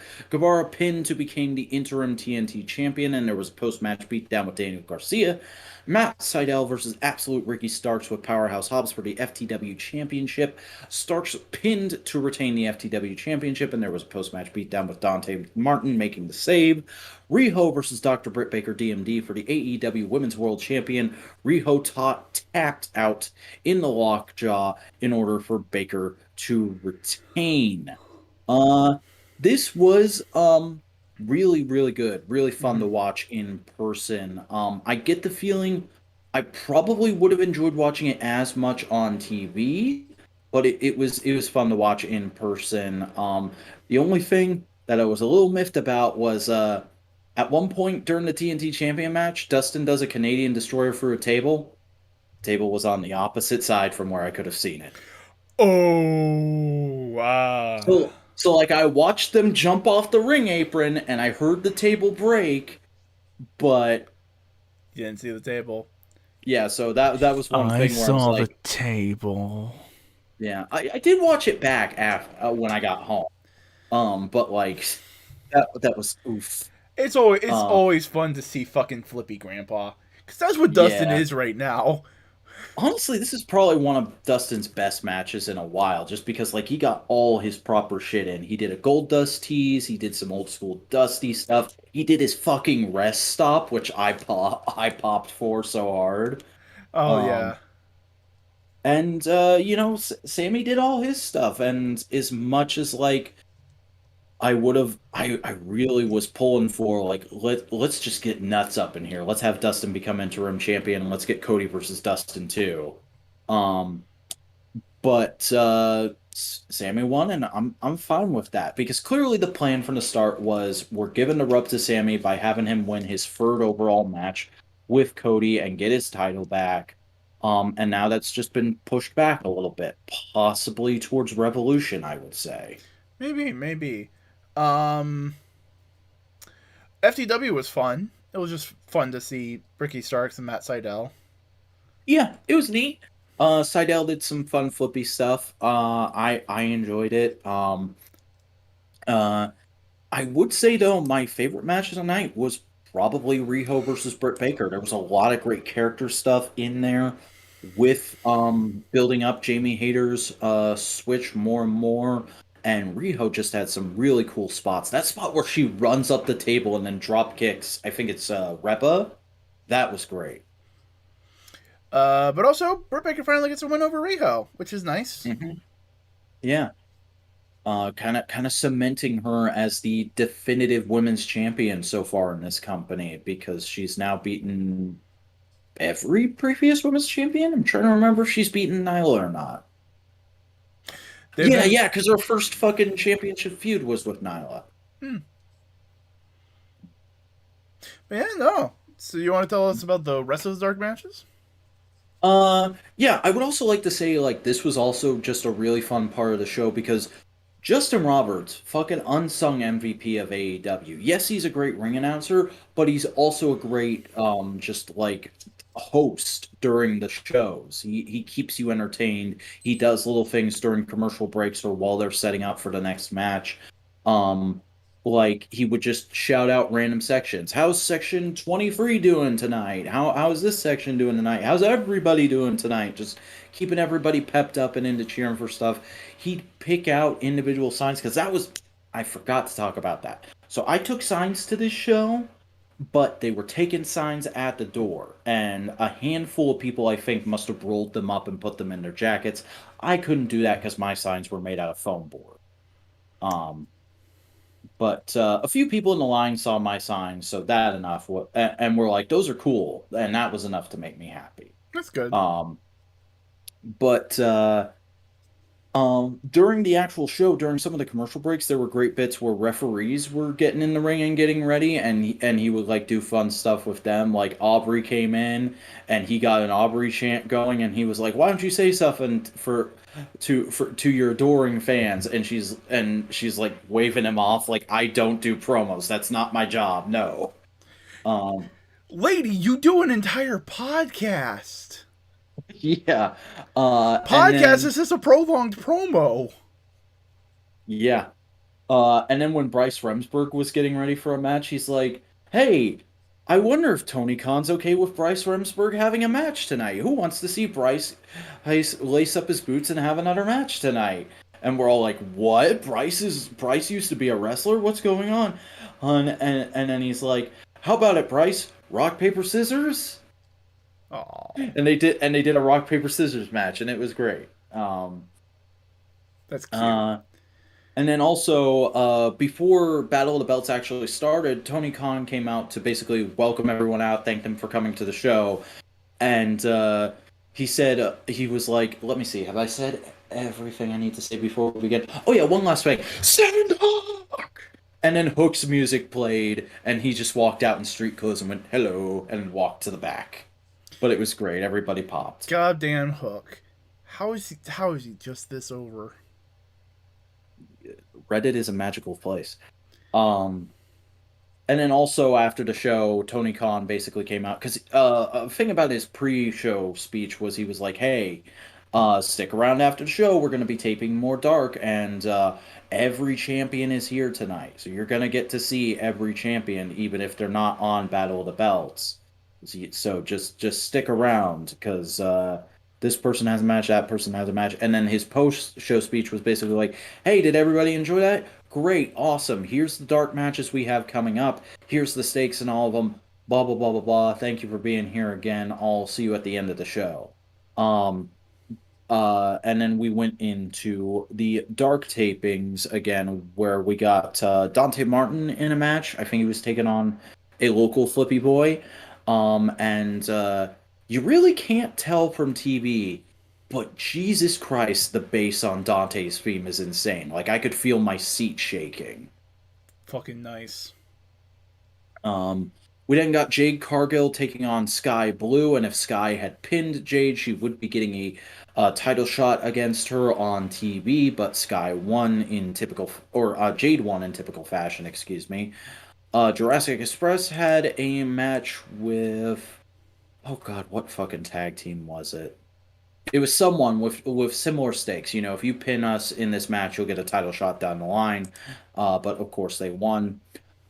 Great Powerhouse Hobbs match where he came out and just did his submission on a local guy, and everybody was like, "Yeah." Then we got a match that Tony made quite the big deal out of because apparently, despite these two guys being on the Indies for fucking ever, this match has somehow never happened. But we got, for the first time ever, Eddie Kingston versus Joey Janela, and it was a banger. Damn, damn, damn, damn.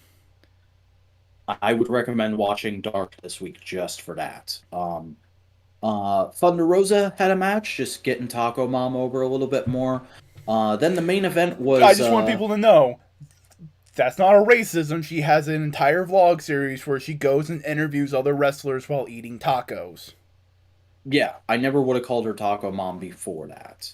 I just want to be clear, because if you say, oh, Thunder Rosa, a very obvious Latin name, and you just go like, oh yeah, Taco Mom, it's like, is that a racism? Fair enough, but you did call her that first on this show. In context of fucking, I was talking about the taco show. I know. Then the main event was a six-man match of Matt Hardy, Serpentico, and Isaiah Cassidy versus Hangman Adam Page, Alan Five Angels, and Preston Vance. And it was fucking great. Nice. Really, really solid match. Great to see the guys.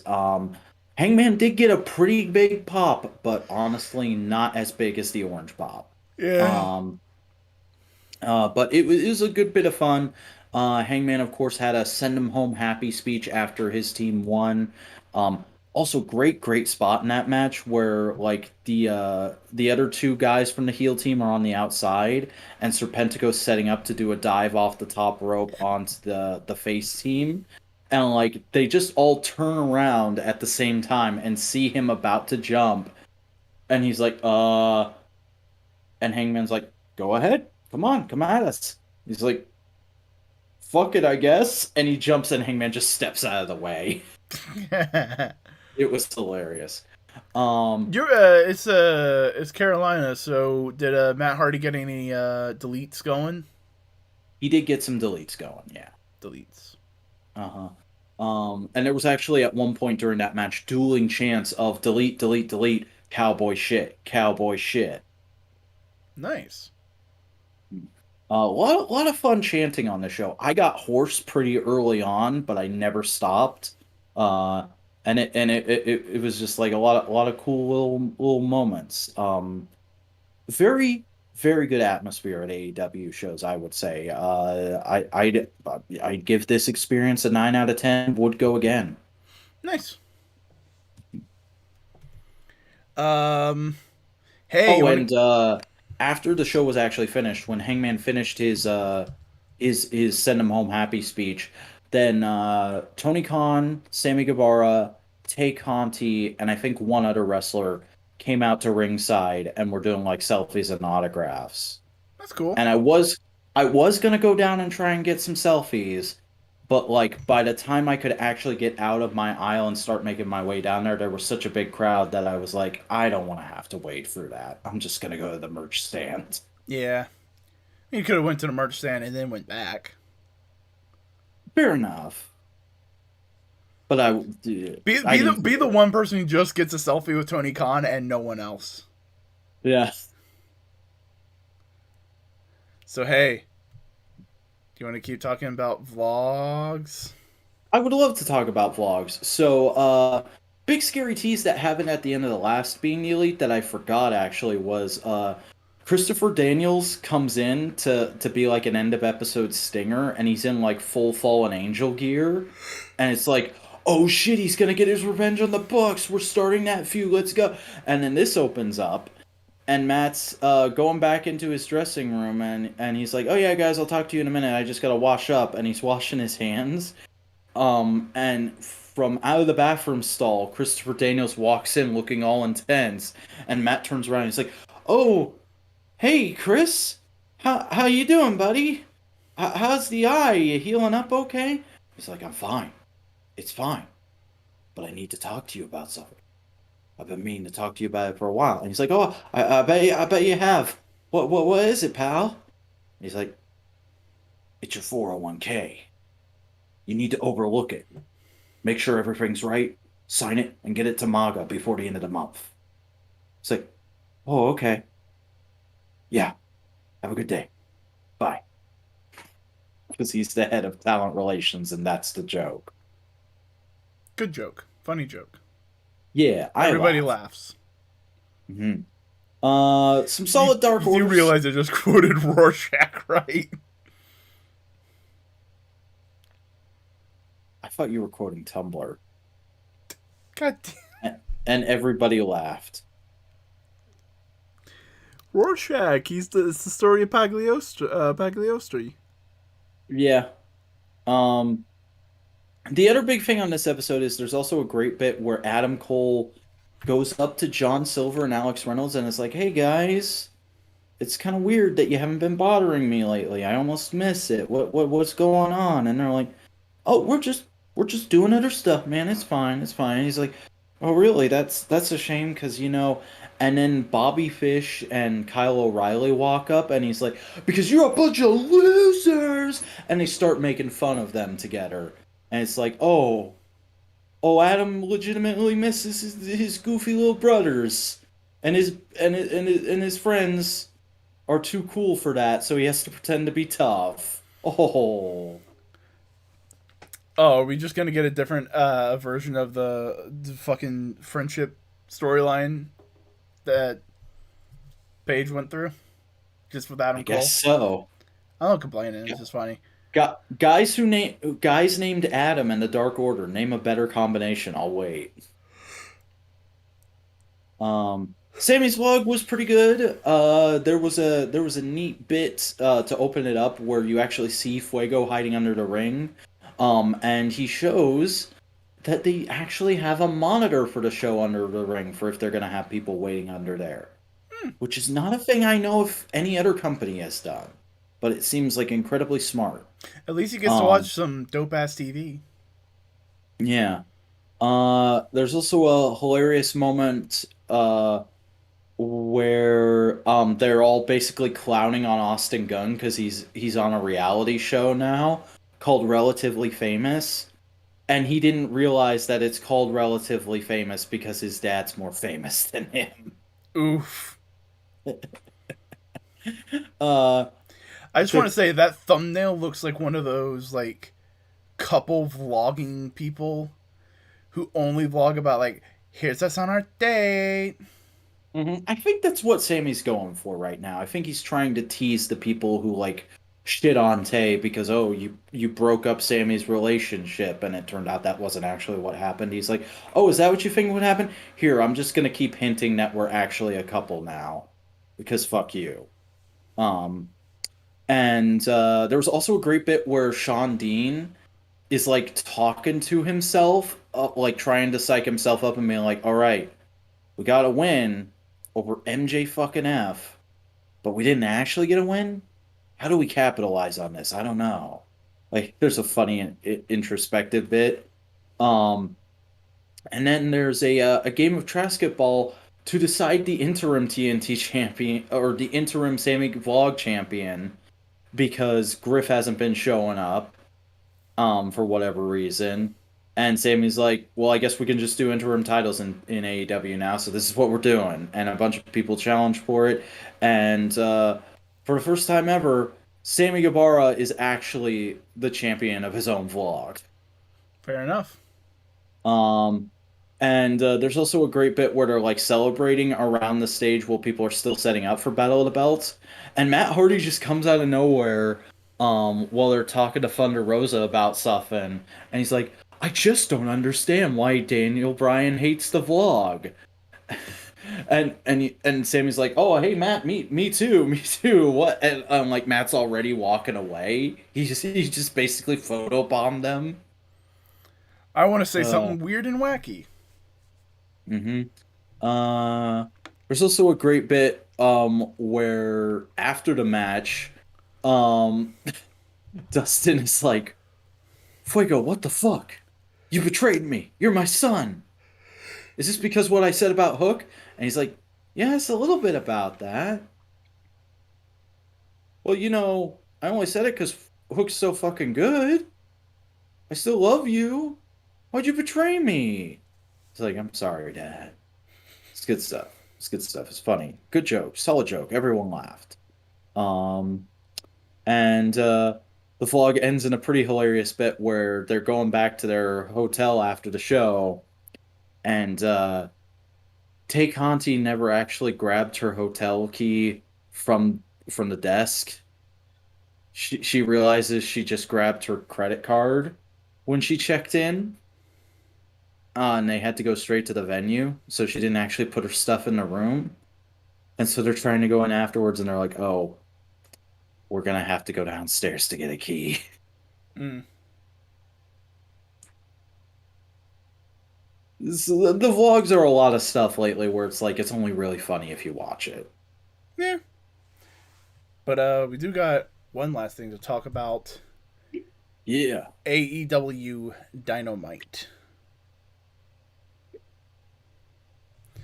I shall take the floor and read the card in my goofy radio voice. Yeah. AEW Dynamite. The first January 12th, 2022. From the PNC Arena in Raleigh, North Carolina. Adam Cole. Raleigh. Here's the thing. That looks like the name of a character in One Piece whose name is Rayleigh. That's why I said it that way. Okay, fair enough. Raleigh, North Carolina. Adam Cole, Bebe, and Red Dragon have an in-ring promo. Wardlow has a video package. Mr. Mayhem Wardlow with MJF versus CM Punk. Punk wins with an inside cradle. After the match, MJF chews out Wardlow, who goes to stand up for himself, but is up by Sean Spears. Powerhouse Hobbs with Ricky Starks versus Dante Martin. Martin pins after a nose dive. Alex Marvez talks to Chris Jericho and the Inner Circle backstage. MJF.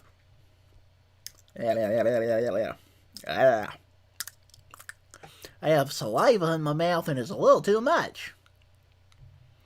Fascinating. MJF announces CM Punk and Sean Spears next week. Adam Cole, Britt Baker, Red Dragon, and the Young Bucks backstage promo. Hangman, Adam Page, in-ring promo. Lance Archer returns.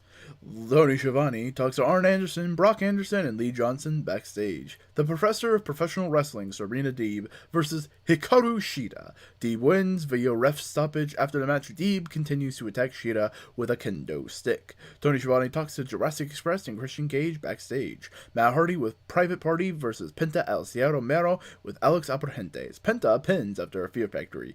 After the match, Penta cuts a promo on Malachi Black, which leads to a brawl with him, Varsity Blondes, and they debuting Brody King. Tony Schiavone talks to Layla Hirsch, Red Velvet, and Chris Statlander backstage. The Acclaimed versus Bear Country. Casper pins Bronson after an elbow drop. After the match, the Acclaimed are attacked by Sting and Darby Allin. The Bastard Pack video package. Tony Schiavone talks to Matt Hardy backstage. Red Death, Daniel Garcia versus Spanish God Sammy Guevara with Chris Jericho and Eddie Kingston for the interim TNT Championship. Guevara pins after Go to Hell. After the match, Sammy is jumped by 2.0, and Jericho and Kingston make the save before fighting with each other. This was a fucking banger-ass fucking episode. Yeah, it was a great episode of Dynamite. Honestly, my favorite thing, though, was the fucking Punk MJF Wardlow through line. I have really been enjoying this story so far. And just fucking the shit with Wardlow finally coming to a head. I would not be surprised if he finally turns face at Revolution. I can see that. I feel like that's what we're headed for. I can definitely see that. I also enjoy CM Punk's involvement in all of it. Because he is a catalyst of change, even if he is not necessarily trying to change the industry. He is the catalyst for it. Yeah. The fucking match was just incredible, bro. Like, perfect storytelling. And also just Punk gave so much with that match. He just barely eked out that win. We can also talk about the other major through line throughout this episode is the semi-formation of the Elite Era. Yeah. Because there's all kinds of can they coexist going on. But fucking we finally got to see Adam and Britt on screen together. That was pretty cool. It was also a cute way of doing it because, like, they were about to do the Bucks kissing Adam Cole's cheek moment, and, like, they're about to do it, and Britt goes, like, boys, hold on, and just, like, gets a smooch off of Adam Cole, and it's like, aw, I forget that your characters are sociopaths. Like, and here's the thing. I've known they've been in a relationship for the longest time. I don't know if I've ever actually seen them kiss before this episode of Dynamite. Adam Cole doesn't seem to be the kind of guy who's, like, super PDA, you know? Yeah, fair enough. But no, through the conversations they had, basically it's not smoothed over, but they're going like, you know, we can help, we can hang, we can chill, we can relax around each other, we can do this. For Big our heel boy. faction is still here. It's just vastly different now. It's built around Adam Cole instead of being built around Kenny Omega. Which is going to be fascinating when Adam Cole eventually comes back. Not Adam Cole. Kenny Omega. Kenny Omega. It's late. I'd also like to see if It's late, and I've also been up since 11 o'clock. Not the day, but the day before yesterday. Not today, but the day before yesterday. Jesus Christ, buddy boy. But I'd also like to see just like if we're gonna start seeing a title push for Adam, because they did also say on commentary he is currently the #1 ranked competitor. Even though we fucking set up big Lance Archer feud for a little bit.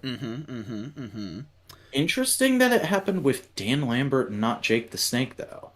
Well, there was that moment when Dan Lambert first came in, and he basically fought against Dan Lambert for a little bit, and then he got injured. And Dan screaming, "Jake, get this guy under control." But then he got injured, so he had to disappear for a little bit, and it's just kind of a continuing of the through line, which is nice. It's continuity. Yeah. I wonder if Jake the Snake wasn't there because of health concerns. That would be my assumption. Yeah, I think that might be. I think it might. Having Jake the Snake there is fun. It's great. It's nice. I'd much rather Jake the Snake stay healthy. Yeah, I mean, Omicron is such a thing that we're going through fucking masks and hand sanitizer at my school right now, like you wouldn't believe. Yep. Also, we're getting Adam Cole, Britt Baker versus Orange Cassidy and Chris Statlander. Not a match I'd have ever booked, but I'm into it. Hell yeah. Certainly far more than I am into Statlander Hirsch, which hurts me to say because I like both those competitors. We all know how much I love to call Hirsch Wrestling Supergirl. But the recaps have just felt really chopped together. And the promo they gave this week, I don't know about you, but that felt very like WWE level scripting to me. Yeah, who knows? Just something about all those women's delivery was so stiff. Yeah. It may just be because they're not used to it. One moment, please. Oh no, it's a moment. I'm just gonna keep talking because his headphones are in and it's gonna fuck with him. Fucky, fuck. Dicks. Penis. I know about things you like to suck, but what about the wrestling? The wrestling doesn't suck. Exactly. So tell me what you like. Tell me another film. Oh, fucking! We got to talk about the Goth Boy. Mm-hmm. We got to talk about Goth Kickman. Was good. Yee. Matt Hardy had a match with Penta El Zero Romero. It was a fun match. It was fine. It was Matt Hardy doing Matt Hardy stuff. Yeah. I like how he was respectful to Ray first and foremost. Mm-hmm. But goddamn, the ending. The ending though, Penta going like "fuck you, Malachi," and your piece of shit. Fuck you, fight me. You hurt my friend. Fuck you. And then the lights go out, and Malachi's there going like, "Haha, bitch, I'm fucking goth. What the fuck you gonna do to me?" And then everybody starts surrounding him, and he goes like, "Haha, I have a fucking secret. I have an even bigger goth." And then Brody King comes in. Yeah, that man certainly is a big goth. That's his entire look. Brody King is the guy who was on a hardcore punk band for his entire 20s and then went to become a micro brew master at I'm a sure beer. I'm sure I'll be into Brody King in a few weeks' time.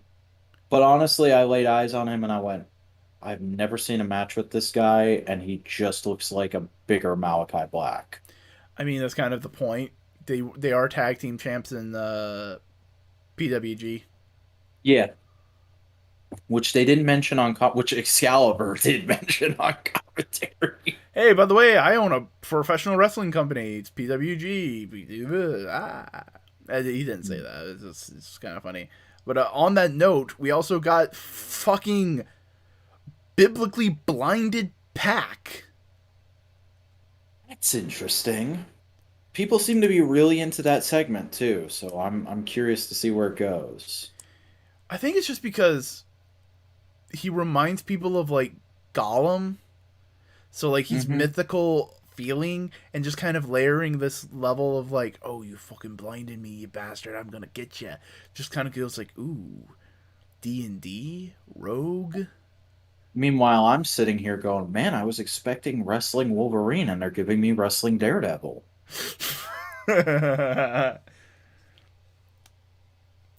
Pac Murdoch.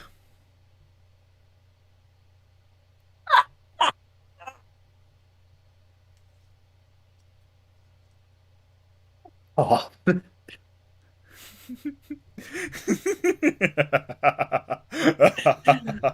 it is, everyone. He broke me. I get it at least once a week. I break you at least once a week. Call me Yeah. Bane, your Batman's back. Not even Batman himself, just his back. That's the only portion of Batman I'm allowed to occupy. Yeah. All right. Fuck you. Um, Um Hold on. My eyes were blurry for a second. I needed to Flames versus Bear Country was great. Oh yeah, it was fun. It was really good.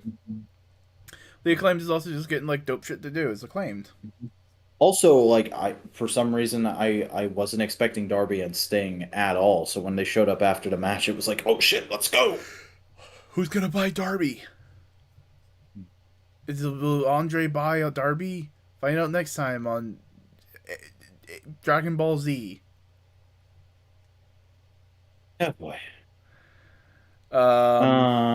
I'm genuinely excited about Anderson and Johnson versus FTR. Oh, I think that'll be a banger match. I think a lot of people aren't expecting much from those two, and so the match is gonna be really impressive. You know what? It's a feud that I'm kind of getting like a little bit like, ooh, this is gonna be interesting. Jericho versus Kingston. I think that part of it is interesting. The Sammy Daniel Garcia match was boring, honestly. Yeah, that's fair enough, but like that's only part of it because it's just kind of like an interim thing, and Power and Powerful also being getting cool dope shit to do. Uh-huh.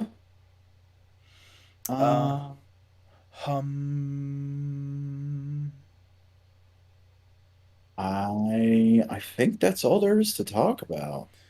Yeah, I think. Oh yeah, fucking Sheeta and Deeb.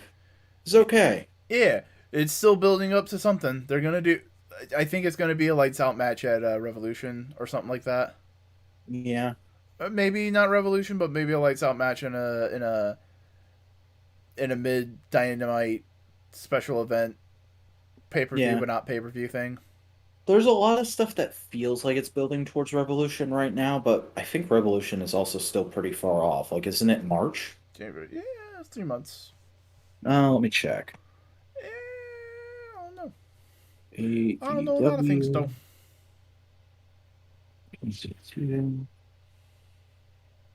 It's March 6th. early March.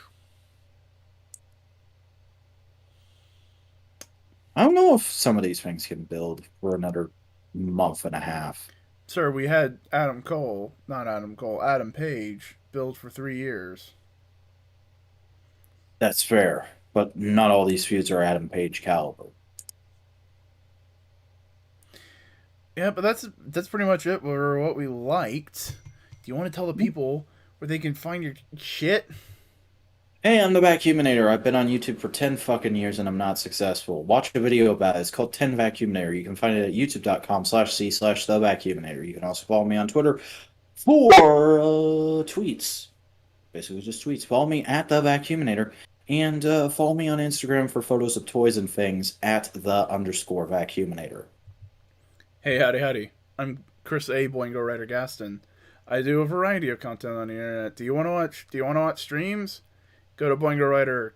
Go to twitch.tv/Boingo Writer. You want tweets? At Boingo_Writer. Instagram at Boingo_Writer. The talk ticks at Boingo_Writer. Bitch.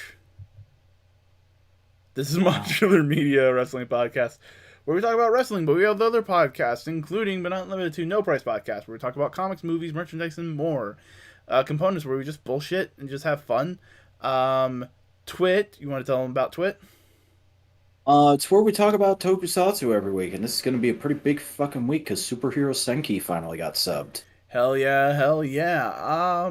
But if you like this podcast, you want to see this one and all more, like, comment, subscribe, engage with the fucking algorithm, help us out. Until next time, do we have any final words? Because I am fuming now. I am running on fumes now. I don't know if you saw, but I posted a little thread on Twitter earlier today because I had an interesting thought. Do you think it would enhance the company if we knew, like, at least a kayfabe number for how much more you make per championship, per match as the champion? Because they talk about sometimes that... Thank you, Hatch. Thank you, Hatch. They talk about sometimes about, like, oh, you make more money as the champion, lifestyle. Like, I specifically remember from the Jericho versus Moxley match when Jericho was coming out, they said the rest of the inner circle has to be a little worried because lifestyles change when you're not the champion. If we had an actual kayfabe number for how much more you make per match as the champion, do you think that would improve things? Because I think it would be really cool to have a babyface promo where somebody says, just giving an example, that extra $1,500 per match would help my family out so much. I think it could, but the big thing is trying to keep the number consistent with things, and then there's like a level of like this is a character thing, and it might be a bad to say that we pay you that much, but we don't. Yeah, and like you could potentially devalue titles by saying one title is worth less than the other. True. It's better to keep it a little vague, but just kind of go like, yeah, it does. Like the lawnmower thing that Brody Lee did. That's an example of like doing what you said without saying a specific number. Yeah. So like things like that works. So what you're saying is every new champion should make a big dumb purchase for respect. Every champion should buy at least 5 lawnmowers and 3 pieces of bread. Didn't Hangman say like he bought a new stable or something after he won the title?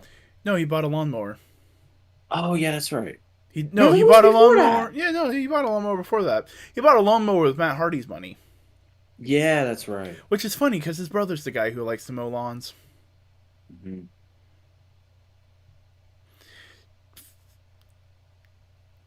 Head empty.